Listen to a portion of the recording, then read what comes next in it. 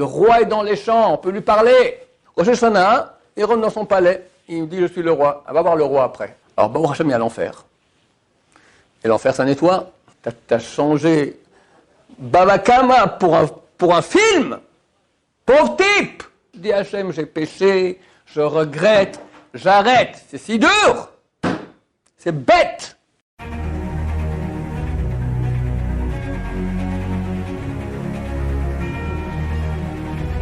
Ce jour dédié pour l'élévation de l'âme de Arlette Beché Batrika de mémoire bénie. La question de Zecharia. Moi, je voulais savoir quelles étaient les conséquences d'une avéra, d'une faute, pour se renforcer et pour faire une belle chouva en ce moment. Quelles sont les conséquences générales d'une faute pour se renforcer, pour faire une grande chouva? D'abord, c'est bien que tu fasses en tant qu'introduction, ça ce matin, que tu nous dises de parler un peu de la chouva, vu qu'on est dans le mois de Elul. Je ne vais pas m'empêcher de vous parler un peu de choses que j'ai entendues sur le mois de Elul dernièrement. Il y avait un des grands poskim, un des grands Chachamim des derniers siècles, c'est après le Ktsot HaChoshen, ou aussi Avnei Milouim. D'accord, elle a écrit 2 grands livres qui sont reconnus dans les yeshivot, étudiés jour et nuit. C'est un très très grand tzaddik. Et il a une réponse concernant une aguna. Aguna, c'est quoi? Une femme dont le mari a disparu. Et on ne sait pas, est-ce qu'elle peut se remarier, ou la pauvre, elle est bloquée toute sa vie, de peur que le mari il est parti au Mexique avec Conchita, il l'a laissé comme ça, et peut-être qu'il est vivant, donc elle est interdite, une femme mariée. Ce sont les cas les plus durs de la halakha. Alors on va dire Yosef Zatzal, il passait de nombreuses heures pour arriver à autoriser des femmes de ce genre-là, sinon la femme, elle est la pauvre, c'est pire que d'être veuve. La veuve, ok, son mari est mort, elle fait le deuil, elle se remarie. Là, elle ne peut jamais se remarier, parce que son mari est vivant, Hachem Ishmor. Ce sont des questions qui ont une grande priorité avant tout pour autoriser ces femmes-là. Et le Rav, le Avnei Milouim, il reçoit une question de ce genre-là, le 17 Elul. Et il répond à cette question le 14 Tishrei, presque un mois plus tard. 14 Tishrei, c'est la veille de Sukkot. À l'introduction de cette lettre, il dit bien qu'on est la veille de Sukkot et tu sais à quel point, à ce moment-là, on est occupé, c'est terrible. Entre Kippour et Sukkot, c'est terrible la pression qu'il y a. D'abord, il y a un Shabbat qui tombe dedans, donc il te reste déjà, tu n'as plus que 3 jours ouvrables. Le 10, c'est Kippour, il reste 11, 12, 13, 14, et le 15, c'est Sukkot. Tu as 4 jours, dont un Shabbat, ça fait qu'il ne reste plus que 3 jours. Il faut acheter l'herbe minime, le hétrog, l'oulav, adas, etc. Il faut construire la soukha, acheter tout ce qu'il faut pour une semaine, parce pendant une semaine, on est à la maison, on ne va pas faire des achats, etc. C'est un boulot énorme. Et le Rav, il fait sa réponse le 14, la veille de la fête. Il dit à quel point tu sais qu'on est occupé, mais vu que c'est une grande urgence d'autoriser une femme à Gouna, donc je te réponds maintenant. Et s'il me pose la question, pourquoi je te réponds que maintenant alors que j'ai reçu ta lettre le 17 Elul, c'est-à-dire parce qu'il y a un mois, je te réponds. Bien qu'il y ait une mitzvah très grande d'autoriser une Aguna, mais néanmoins, j'étais occupé à faire tchouva, à prier, à faire mon bilan personnel.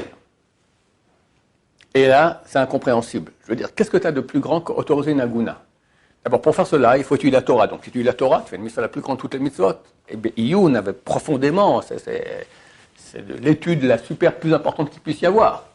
En plus, c'est un chesed énorme, faire du chesed pendant cette période-là. Tu fais un chesed, tu autorises une femme, c'est fantastique. Il a dit, néanmoins, mon bilan personnel, ma tchouva, mes prières dans ce sens-là, elles passent avant. Priorité là-dessus. Aïe, messieurs, pour nous, c'est un grand moussard. Pas perdre son temps durant ce temps-là. Le Ben Ishraï, il écrit que chaque instant du mois de Elul, c'est comme un mois entier.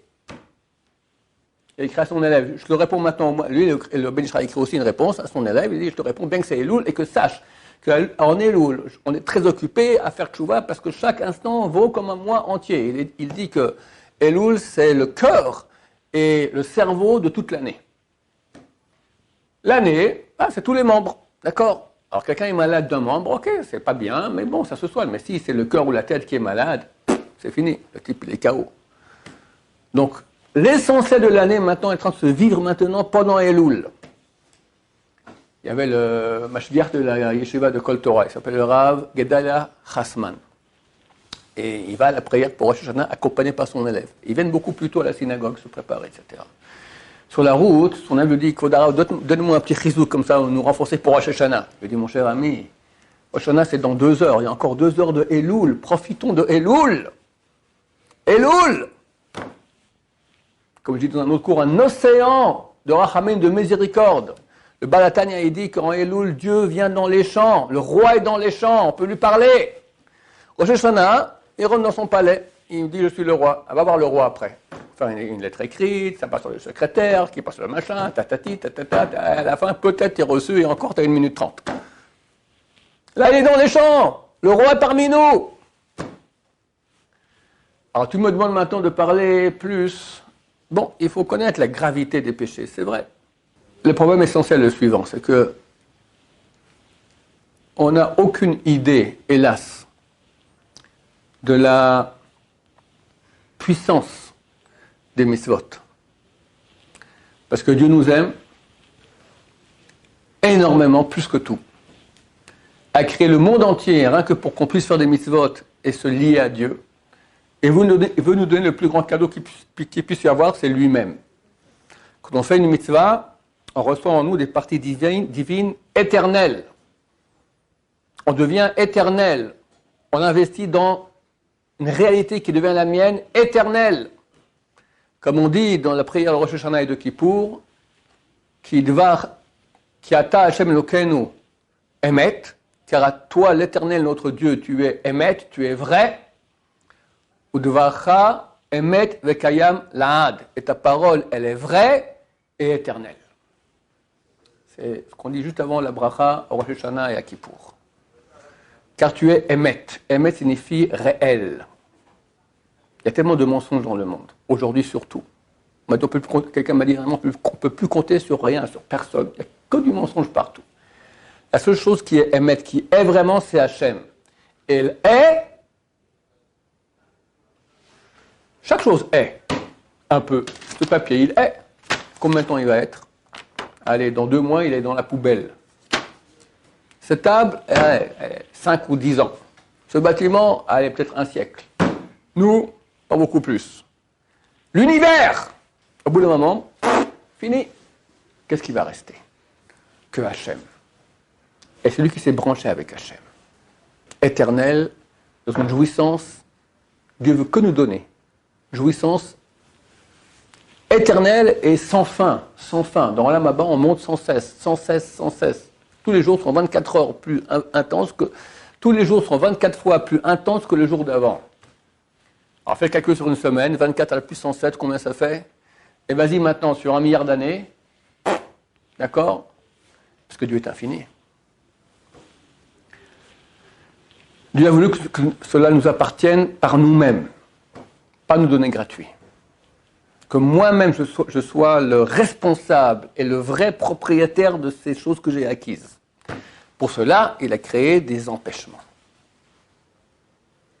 Le Serara, le meilleur moyen qu'il a pour m'empêcher, c'est de me faire des péchés. Quand je fais des péchés, je suis moins attiré par Hachem. Ça met des écrans. Et après, j'arrive au Lamaba et je vois Dieu et je vois rien. Une histoire terrible.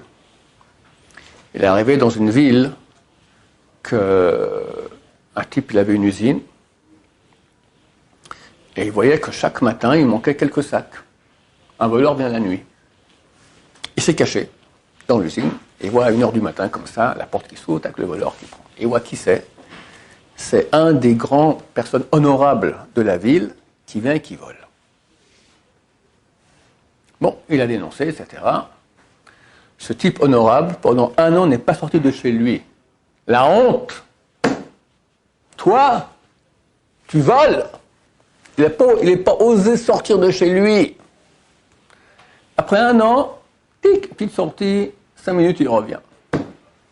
Après encore une deuxième, comme ça. Au bout d'un moment, en quelques années, tout est oublié, et voilà. Aïe, aïe, aïe, aïe, aïe, je ne sais plus quel rabbin il a dit ça. Ça, c'est dans l'âme et dans ce monde-ci, où la faute, elle est oubliée. Au bout d'un moment, on ne fait plus attention à ça, mais dans l'âme bas, ça reste pour l'éternité. La honte, c'est terrible. Alors, Baruch Hashem, il y a l'enfer. Et l'enfer, ça nettoie. Mais il paraît que c'est pas du tout agréable, c'est très très difficile. Et ça nettoie quoi? Ça nettoie les péchés. Mais pas ce que tu aurais pu faire en mitzvah. On étudie Bava Kama à la yeshiva. Puis un jour, tu n'as pas envie d'étudier. Pas pour une bonne raison. Yetzer hara. Tov, il te mange la page 4 de Bava Kama. Tu arrives au Lamaba, il te manque la page 4 de Bava Kama. Et Hachem, il donne des cours de Torah.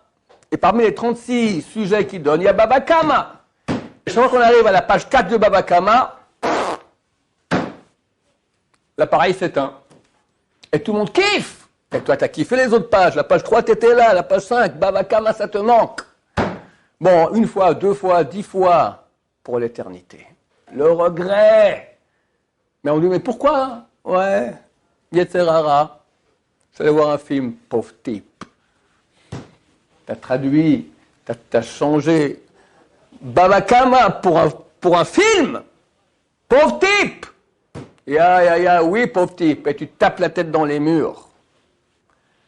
Le grand problème, c'est qu'on ne se rend pas compte qu'on est ici pour un temps très court et on a investi pour l'éternité. Et messieurs, je ferai un cours demain sur le sujet. Ça y est, c'est fini.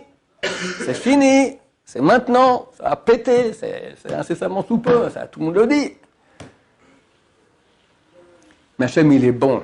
Et maintenant, dans Elul, il tend la main et dit, reviens. C'est pas compliqué. La Torah, elle dit. Alors, il y a une marloque qui c'est sur toute la Torah. Et le Ramban dit que c'est sur la mitzvah de Tchouva.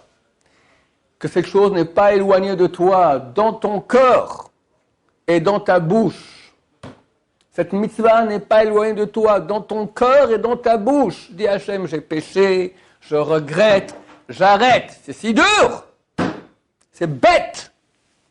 Même tu n'arrives pas à arrêter totalement. Au moins, tu as essayé, tu essaies, tu as dit, tu as fait quelque chose, tu avances. On ne peut pas être parfait. Mais il y a Dieu, il a 40 milliards d'anges qui viennent et qui lui disent envoie-lui une trécha, et des punitions, et des souffrances. Et calme, regarde, il regrette ce qu'il fait, il essaie. Bon, il n'est pas parfait, mais au moins, il est dans le coup. Il est dans le coup. Le type, il sait qu'il suffit de dire Dieu, j'ai péché, je regrette, et j'arrête. Il ne le fait pas. Qu'est-ce qu'il va dire Dieu aux 40 millions d'anges qui disent à tu vas-y, fais tout, rien du tout, le type là. Bon, ils ont raison. Et blanc. C'est pas chaval, c'est pas dommage, c'est bête. Des fois tu perds, mais au moins tu as fait ce que tu pouvais, ok. Mais là, tu as un truc tellement facile à faire. La Torah dit cette chose elle est très proche de toi, Pour aucune mission, on donne une chose pareille. Faire le Shabbat, c'est très proche de toi. Aime ton père et ta mère, c'est très proche de toi. C'est pas marqué comme ça. La tchouva, très proche de toi, dans ta bouche et dans ton cœur. C'est tellement bête et facile, c'est un cadeau d'Hachem. Et toi, tu te dis, non, je reste dans la mouise. Comment ça mérite de tarte, d'accord, un truc pareil. Voilà, donc on a le temps maintenant encore à faire tchouva, jusqu'à Rosh Hashanah, jusqu'à Kippour, jusqu'à Mashiach, on pense qu'il viendra très très bientôt. Il ne faut pas laisser ça de côté, il ne faut pas qu'il y ait un jour qui passe sans qu'on fasse un bilan, regarder comment on peut faire étudier du moussard, des choses qui réveillent sur la tchouva, qui réveillent sur la gravité des péchés, sur la qualité des mitzvot et sur l'amour de Dieu, que c'est tellement facile de revenir. Voilà, que Dieu nous aide à faire une grande tchouva. Des questions sur le sujet? Baruch Adonai, l'olam, amen, va amen.